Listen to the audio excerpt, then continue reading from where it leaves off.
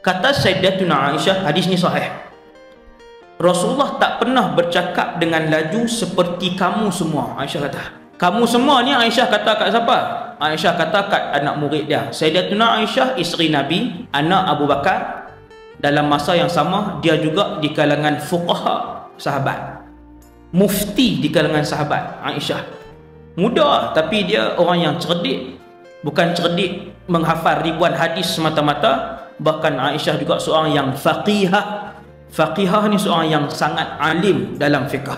Selepas kewafatan Rasulullah, ramai sahabat-sahabat kecil dan juga para tabi'in yang datang dan belajar dengan Sayyidatuna Aisyah di rumahnya ngaji.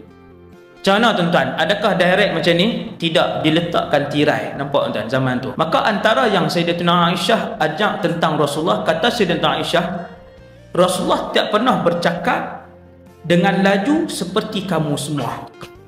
Nabi bila bercakap, Nabi bercakap perlahan.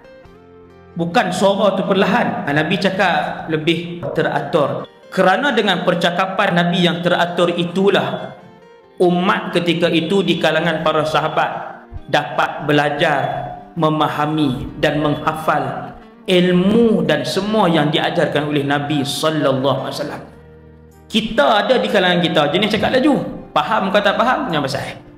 Ada di kalangan kita yang cakap pelan, pelan sangat, tak dengar. Pelan hak tak dengar ni. Maksudnya disusun setiap perkataan itu supaya dapat difahami oleh orang yang dengar dan dia boleh hafal. Semua sahabat bila cakap berkenaan dengan sifat percakapan Rasulullah, kata para sahabat, Nabi bercakap membuatkan kami dapat menghafal apa yang diajarkan oleh Nabi sallallahu alaihi wasallam.